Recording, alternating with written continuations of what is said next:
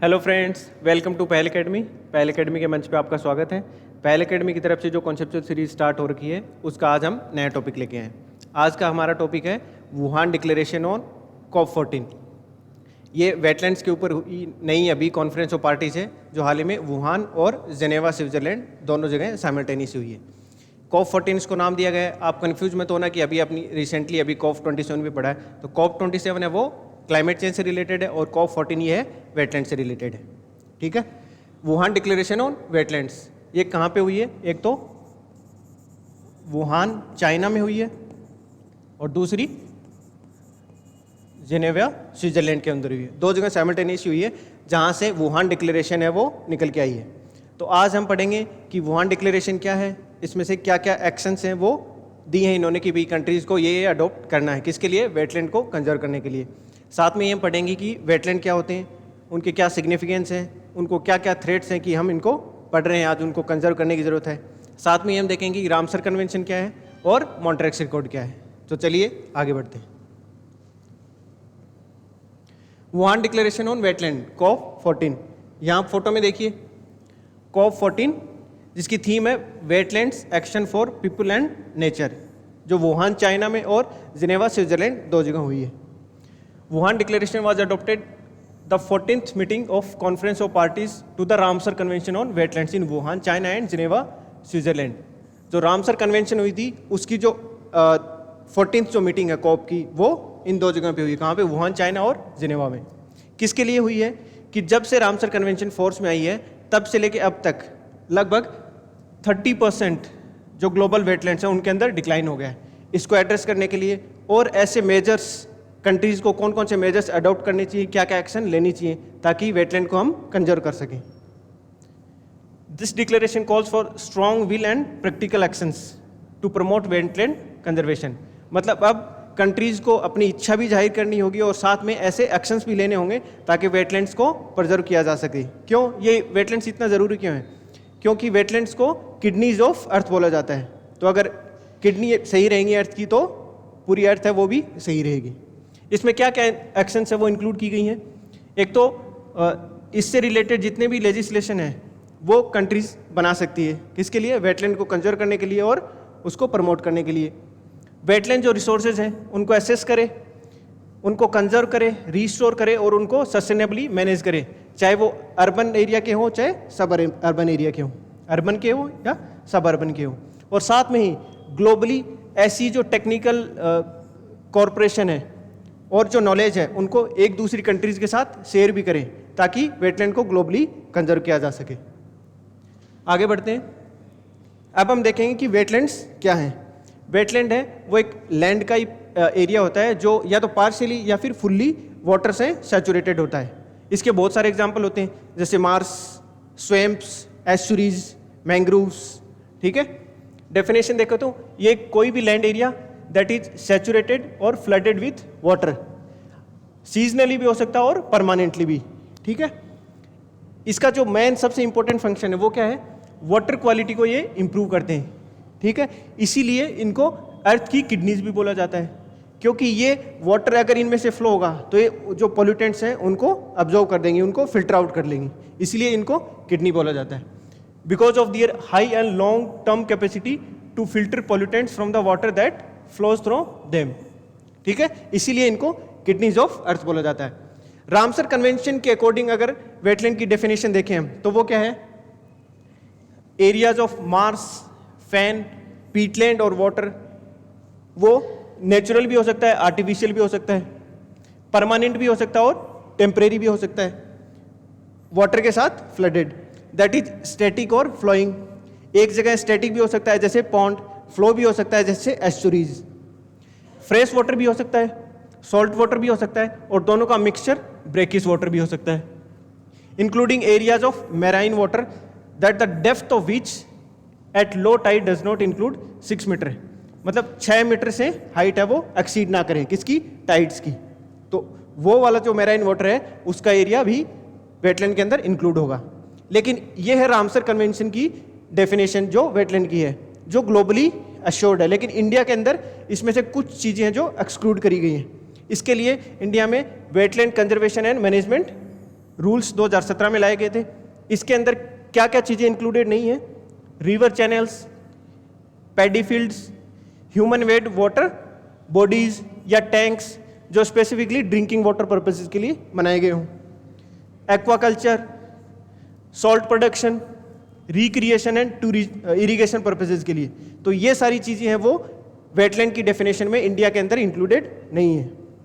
Okay, इसके example देखें तो coastal wetlands, shallow lakes, ponds, marshes, swamps, bogs, estuaries.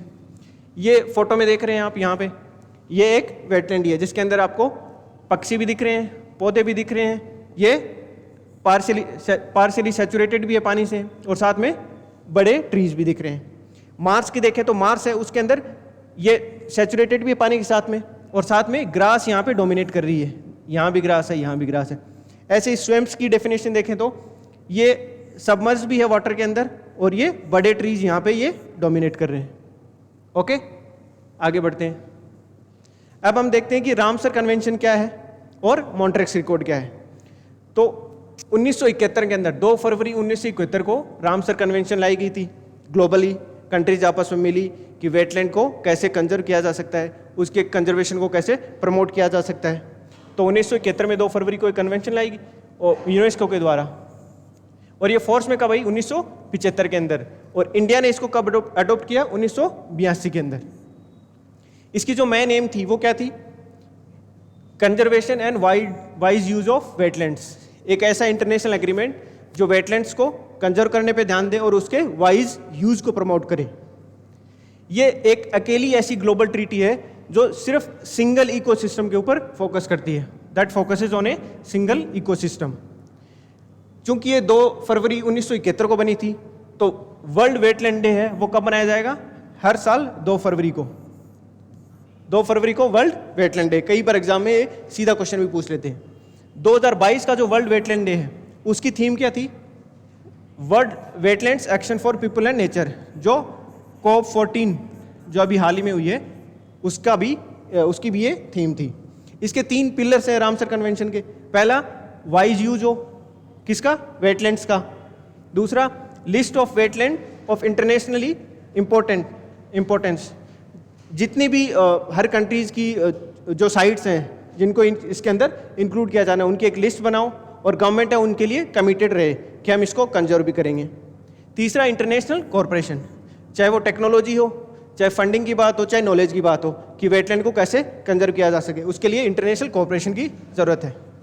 Ramsar site में अगर कोई साइट इंक्लूड हो जाती है तो उसका क्या मतलब है? उसका ये मतलब है कि गवर्नमेंट है वो कमिटेड हो जाती है किसके लिए? To take necessary steps to ensure that its ecological character is maintain.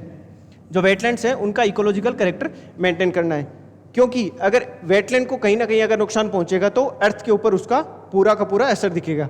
क्यों? क्योंकि वेटलैंड को क्या बोलते हैं? Kidneys of earth. आगे बढ़ते हैं। अब हम देखते हैं मॉन्ट्रेक्स रिकॉर्ड क्या है। तो मॉन्ट्रेक्स रिकॉर्ड है वो अलग से कोई रिकॉर्ड नहीं है, रामसर साइट्स के तहत ही इनको मेंटेन किया जा सके।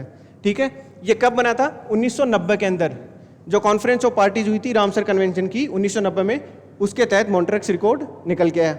ये उन रामसर साइट्स की लिस्ट होती है जिनको कंजर्व करना अब बहुत ज़रूरी हो गया है। वो प्रायोरिटी लिस्ट वाली जो साइट्स है रामसर साइट्स, उनको मॉन्ट्रेक्स रिकॉर्ड बोलते हैं।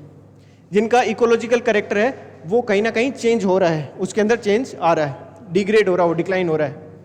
तो एक वेटलैंड साइट्स का रजिस्टर है। कौन सी? वो इंपॉर्टेंट वेटलैंड साइट्स जहाँ पे इकोलॉजिकल कैरेक्टर है वो चेंज हो रहा है, आगे भी हो रहा है, और अगर हमने ये इनको कंजर्व नहीं किया तो आने वाले टाइम के अंदर ये लुप्त होने की कगार पे आ जाएंगे। और ये क्यों हो रहे हैं? Because of technological developments, pollution और बाकी ह्यूमन इंटरफेरेंस। मॉन्ट्रेक्स रिकॉर्ड के अंदर इंडिया की बात करें तो 2 साइट्स हैं वो इसके अंदर इंक्लूडेड है। कौन कौन सी? पहली केवलादेव नेशनल पार्क जो राजस्थान में है, दूसरी लोकटक झील जो मणिपुर में है। उससे पहले चिल्का झील भी थी लेकिन उसको इससे लिस्ट से बाहर कर दिया गया था। चिल्का लेक जो उड़ीसा में है वो भी थी लेकिन इसको बाद में इससे रिमूव कर दिया गया। आगे बढ़ते हैं। अब वेटलैंड्स के सिग्निफिकेंस और कुछ इसके थ्रेट्स भी हैं तो उसकी बात कर लेते हैं। सिग्निफिकेंस में बात करें तो एक सोर्स ऑफ वाटर है। अगर लेक्स की बात करें, पॉन्ड की बात करें तो वहाँ से सोर्स ऑफ वाटर है, चाहे वो ड्रिंकिंग के लिए हो, इरिगेशन के लिए हो। Serve as flood and storm buffers, अगर फ्लड या स्टॉर्म कोई भी आता है तो इनकी जड़ें इतनी मजबूत होती हैं कि ये उनको सोख लेती हैं, उनकी जो इंटेंसिटी है वो कम कर देती हैं। As a source of diverse products, चाहे वो फ्लोरा ले लो चाहे फौना ले लो, बहुत सारे प्रोडक्ट्स हैं। Act as a water purifier, अभी हमने हाल ही में देखा था कि इसको क्या बोलते हैं, किडनीज ऑफ अर्थ। जो वाटर इनके थ्रू फ्लो होता है उसमें से पोल्यूटेंट्स को ये अब्जॉर्व कर लेते हैं, तो ये वाटर प्यूरीफायर का भी काम करते हैं। For recreation and tourism, lakes, ठीक है, लेक्स टूरिज्म के लिए पर्पज के लिए भी। वल्नरेबल टू क्लाइमेट चेंज, अगर क्लाइमेट चेंज का असर ज़्यादा दिखता है इसका मतलब कहीं ना कहीं वेटलैंड्स को नुकसान पहुंच रहा है, तो ये उनके लिए भी काम करते हैं। Serves as habitat for migratory birds, जैसे केवलादेव जो नेशनल पार्क है राजस्थान के अंदर, वहाँ पे साइबेरियन क्रेन जो माइग्रेटरी बर्ड्स आते हैं तो उनके लिए भी हैबिटेट है, और जो इंडिजिनियस स्पीसीज होती हैं उनके लिए भी हैबिटेट का काम करते हैं वेटलैंड, तो ये इसके सिग्निफिकेंस हैं। थ्रेट्स की बात करें तो urbanisation, agriculture, pollution, climate change, dredging, draining, अगर बाहर से कोई नई स्पीसीज उस एरिया के अंदर लाई गई है वो सैलिनाइजेशन, तो ये सारे कुछ इसके थ्रेट्स हैं जिनके लिए कि अब एक्शन लेने का टाइम आ गया है, वेटलैंड को कंजर्व करना बहुत ज़रूरी हो गया है। आगे देखते हैं, रामसर साइट्स की इंडिया में बात करें तो अभी अगस्त 2022 के अंदर टोटल जो साइट्स हैं वो 75 हो गई हैं, और अगस्त के अंदर 11 नई साइट्स इंक्लूड करी गई हैं। अपने ऑनरेबल जो ministry of forest climate change है भूपेंद्र यादव, उन्होंने ट्वीट किया है कि 11 नई साइट्स हैं वो अभी रामसर साइट्स उनको घोषित किया गया है, तो टोटल मिला के 75 साइट्स हो गई हैं, जिसमें से कुछ साइट्स ये हैं 11, Tampara lake, Hirakud reservoir, Ansupa lake, Yashwant Sagar, Chitrakoot bird sanctuary, Suchindram Theroor wetland complex, Vaduvur bird sanctuary, Kanjirankulam bird sanctuary, Thane creek, Hygam wetland, Shallabug wetland. जिसमें से हम देखें तो हेगम और सेलबैक है, ये कहाँ पे है, जम्मू कश्मीर में। यशवंत सागर जो है वो कहाँ पे है, एमपी में। थाने क्रीक है वो कहाँ पे है, महाराष्ट्र में। तमिलनाडु में कितनी है, 4, सुचिंद्रम थेरूर, चित्रागुड़ी, वुदुवुर, कांजनकुलम। इन चारों के मिला के तमिलनाडु में अब highest number of Ramsar sites होगी इंडिया के अंदर, कितनी, टोटल 14। तो तमिलनाडु इसमें टोटल कितनी साइट्स होगी, 14। सबसे ज़्यादा इंडिया की बात करें तो तमिलनाडु में रामसर साइट्स, और उड़ीसा के अंदर तमपारा लेक, अंशुपा और हीराकुंड रिजर्व। तो ये जो 11 साइट्स हैं ये नई वाली साइट्स हैं। अब सबसे पुरानी साइट की बात करें तो वो एक तो है चिल्का लेक उड़ीसा में, ये सबसे पुरानी है, 1981 के अंदर बनी थी। साथ में जो केवलादेव नेशनल पार्क है ये भी 1981 में, तो ये दोनों सबसे पुरानी है। सबसे बड़ी साइट की बात करें तो वो है वेस्ट बंगाल की सुंदरबन वेटलैंड, ये सबसे बड़ा वेटलैंड है। सबसे छोटे वेटलैंड की बात करें तो वो है हिमाचल प्रदेश का रेणुका लेक। हिमाचल प्रदेश की जो रेणुका लेक है वो सबसे छोटा वेटलैंड है। तो ये साइट्स हैं, आप एक बार गो थ्रू कर लीजिए। इसमें तमिलनाडु है वो सबसे ज़्यादा है, 14 हो गई हैं तमिलनाडु में, और 11 साइट्स अभी इंक्लूड की गई हैं 2022 में। वेटलैंड की जो कवरेज की बात करें तो ग्लोबली है वो 6.4%, जो ग्लोबल जियोग्राफिकल एरिया है उसका 6.4% वेटलैंड है वो, चाहे किसी भी फॉर्म में हो, स्वैम्प की फॉर्म में हो, पैडी फील्ड्स की फॉर्म में हो, लेक्स की, पॉन्ड्स की, किसी भी फॉर्म में हो, 6% जो अराउंड 6.4% है वो वेटलैंड है ग्लोबली। इंडिया की बात करें तो 4.63% है वो इंडिया के अंदर है वेटलैंड का एरिया। स्टेट वाइज डिस्ट्रीब्यूशन की बात करें इंडिया में तो गुजरात है वो लगभग 22%, जो टोटल वेटलैंड एरिया है इंडिया के अंदर उसका 22% एरिया अकेले गुजरात में है। क्यों? क्योंकि गुजरात की जो कोस्ट लाइन है, गुजरात की जो कोस्ट लाइन है वो काफ़ी लंबी है। उसके बाद आंध्र प्रदेश का नंबर आता है, फिर यूपी, फिर वेस्ट बंगाल का। ये हमने देख ही लिया कि लार्जेस्ट वेटलैंड कौन सा है, सुंदरबन वेस्ट बंगाल, स्मॉलेस्ट है वो रेणुका हिमाचल प्रदेश में, और ओल्डेस्ट है वो चिल्का और केवलादेव नेशनल पार्क। आगे बढ़ते हैं, राजस्थान स्पेसिफिक बात करें तो राजस्थान के अंदर 2 साइट्स हैं जो रामसर साइट्स में हैं, ठीक है। कौन सी हैं? सांबर लेक है एक, तो दूसरी केवलादेव नेशनल पार्क, जिसमें केवलादेव नेशनल पार्क है वो मॉन्ट्रेक्स रिकॉर्ड में भी है। तो इन दोनों को भी एक बार देख लेते हैं क्योंकि सांबर लेक और केवलादेव ये दोनों भी हाल ही में न्यूज़ में रहे। सांबर लेक की बात करें तो 2019 के अंदर लगभग जो माइग्रेटरी बर्ड्स हैं उनकी डेथ हुई थी एक एवियन ब्यूटिलिज्म नाम की डिजीज़ के कारण, जो न्यूरोमस्कुलर डिजीज़ है, जो बर्ड्स के माइंड के ऊपर इफेक्ट करती है। डिजीज़ का नाम क्या है? एवियन ब्यूटिलिज्म। अब देख लेते हैं सांबर लेक के बारे में। ये जयपुर के 80 किलोमीटर दूर है, साउथ वेस्ट। ये जयपुर है, ये दिख रहा है, ये यहाँ पे सांबर लेक, ठीक है। ये largest inland salt water lake है पूरे भारत की। वेटलैंड ऑफ इंटरनेशनल इंपॉर्टेंस अंदर रामसर कन्वेंशन 1990 में। इसके अंदर 6 नदियाँ आके गिरती हैं। कौन कौन सी हैं? सामोद, खारी, मेंथा, खंडेला, मेडा और रूपनगढ़। इसके अंदर कुछ माइग्रेटरी बर्ड्स भी आते हैं, जैसे फ्लेमिंगोज, पेलिकन्स, वाटरफॉल्स, और ये सॉल्ट के प्रोडक्शन के लिए काफ़ी फेमस है राजस्थान में। अब देखते हैं केवलादेव नेशनल पार्क। ये हाल ही में न्यूज़ में क्यों रहा है? क्योंकि अफ्रीका की जो बोमा टेक्निक है वो अभी इसके अंदर यूज़ में ली गई थी, अफ्रीका की बोमा टेक्निक्स। ये बोमा टेक्निक क्या होती है? इसके अंदर एक ऐसा जाल सा, आर्टिफिशियल जाल सा बिछाते हैं जिसके अंदर जो डीर होती है उसको कैप्चर कर लेते हैं और उसको वहाँ से मुकुंदरा, जो राजस्थान के अंदर टाइगर रिजर्व है, वहाँ से इनको ट्रांसलोकेट किया जाएगा।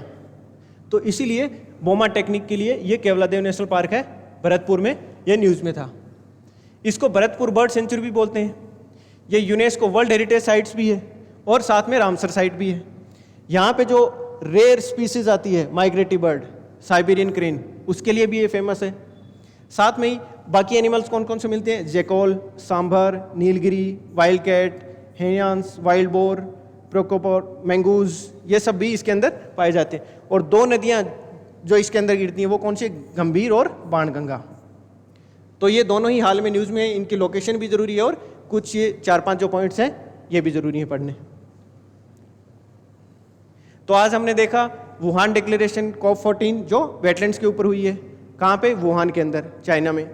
उसके बाद हमने देखा कि वेटलैंड क्या होते हैं, उनकी क्या सिग्निफिकेंस है, उनको क्यों किडनीज ऑफ अर्थ बोला जाता है, क्यों उनके ऊपर जो थ्रेट्स हैं वो बढ़ रहे हैं और उनका क्या सिग्निफिकेंस है। साथ में हमने देखा कि रामसर कन्वेंशन क्या है, उसके अंडर में मॉन्ट्रेक्स रिकॉर्ड क्या है, और हमने जो अभी हाल ही में नई साइट्स जो जुड़ी हैं 11 रामसर साइट्स इंडिया में, उनको देखा, और राजस्थान की दोनों साइट्स को हमने देखा। तो थैंक यू फ्रेंड्स, वीडियो को देखें, लाइक करें, शेयर करें, सब्सक्राइब करें। Thank you.